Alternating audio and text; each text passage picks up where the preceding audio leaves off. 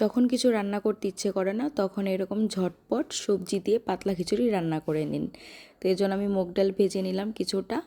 মুগ ডাল ভেজে নেওয়ার পর আমি সবজি কেটে নিয়েছিলাম ছোট ছোট কিউব করে, গাজর, ফুলকপি, আলু, মিষ্টি আলু, বেগুন, কাঁচা পেঁপে, মিষ্টি কুমড়া আর মটরশুঁটি আর কিছু কাঁচা লঙ্কা ফালি করে নিয়েছিলাম। তো এই হচ্ছে সবজি, আর আপনারা চাইলে আরও কিছু অ্যাড করতে পারেন তাতে। তারপরে আমি এই সবজিগুলোকে ভালো মতো ধুয়ে তারপরেই কেটেছি। এখন এগুলো দিয়ে আমি পাতলা খিচুড়ি রান্না করব। তো নমস্কার, আদাব সবাইকে, আশা করি সবাই ভালো আছেন। আমিও খুব ভালো আছি। তো যাই হোক, এখন আবার রান্নায় ফেরা যাক। এখানে আমি চিনি গুঁড়া চাল নিয়েছিলাম প্রায় 1.5 কাপ, আর মটর ডাল আর মুগ ডাল মিলিয়ে নিয়েছিলাম প্রায় 2/3 কাপ, মানে 1.25 কাপ। তারপরে এটা ধুয়ে নিয়েছিলাম, ধুয়ে একটু ঝরিয়ে নিয়েছিলাম। তারপর আমি কড়াইতে দিয়ে দিলাম তেল আর শুকনো লঙ্কা ফোড়ন, আর দিয়েছিলাম 5 সোমবারি। দেওয়ার পরে একটু গরম হয়ে আসলে আমি এতে আদা থেতো করে নিয়েছিলাম, সেটা দিয়ে দিলাম, দিয়ে একটু নাড়াচাড়া করে নেব। আদাটা একটু ভাজা ভাজা হলে তারপরে আমি এর মধ্যে দিয়ে দিব যে আমি ওই সবজিগুলো কিউব করে কেটে রেখেছিলাম।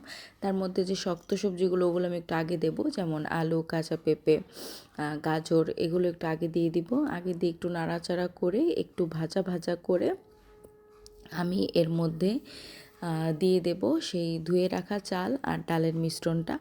তো ওগুলো দিয়ে একটু লবণ আর হলুদ দিয়ে দিয়েছিলাম, দিয়ে ওগুলো একটু নাড়াচাড়া করে যখন একটু ভাজা ভাজা হয়ে আসবে তারপরে আমি দিয়ে দেব ওই একটু নরম সবজিগুলো, যেগুলো হচ্ছে যে বেগুন, তারপরে মিষ্টি কুমড়ো, এগুলো দিয়ে আবার একটু নাড়াচাড়া করব, মানে যতক্ষণ চালটা একদম ভাজা ভাজা না হয়ে যায়। কারণ চালটা ভাজা ভাজা হলে খেতে জিনিসটা ভালো লাগে অ্যাকচুয়ালি। তো আমার কাছে যেহেতু বড় কড়াই ছিল না, তো আমি কি করলাম যে ছোট কড়াইতেই এগুলো একটু ভাজা ভাজা করে নিয়ে, যেহেতু পাতলা খিচুড়ি অনেকটা জল দিতে হবে, এজন্য পরে আমি একটা হাঁড়িতে বসিয়ে দেব। জাস্ট এখানে একটু ভাজা ভাজা করে সব কিছু একটু মিশিয়ে নিচ্ছিলাম। তো এই যে মিশে গেছে, এখানে আমি একটু গরম জল দিয়ে দিলাম, দিয়ে এই একটু বলক উঠে আসলে তারপরে আমি এটা চেঞ্জ করে হাঁড়িতে বসিয়ে দেব। তারপরে কাঁচা লঙ্কা ফালিটগুলোও দিয়ে দেব, মটরশুঁটি দিয়ে দেব, দিয়ে এখানে আমি আরেকটু লবণ অ্যাড করব। তো এটা একদম বলক উঠে এসেছে, তো এটা একটু আঁচটা এখন কমিয়ে রাখবো, আস্তে আস্তে হতে থাক, একটু নরম হয়ে আসুক। যেহেতু পাতলা খিচুড়িটা একটু নরম হলে ভালো লাগে, চালটা বেশি শক্ত থাকলে ভালো লাগে না খেতে, চালটা একদম নরম হয়ে গেলেই খেতে ভালো লাগে।